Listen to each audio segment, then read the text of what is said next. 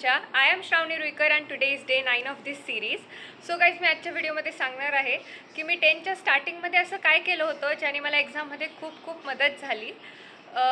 Mainly फॉर्म्युलासाठी मी काय केलं होतं ते मी आजच्या व्हिडिओमध्ये तुम्हाला सांगणार आहे. सो हा व्हिडिओ जर तुम्हाला आवडला तर लाईक शेअर सबस्क्राईब नक्की करा. देन आत्ताच सांगते की आत्ताच जसं जसं तुमचे लेसन कंप्लीट होत जातील, मॅथ्सचे म्हणा फिजिक्सचे म्हणा, जसे जसे लेसन कंप्लीट होत जातील तसे तसे फॉर्म्युलेज ना एका पेजवरती लिहून ठेवत जा.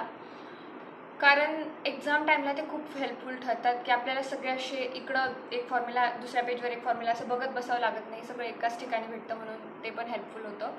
फॉर्म्युला शीट्स जे आहेत ते तुम्ही जसे जसे लेसन कंप्लीट होतील तसे तसे बनवत जा.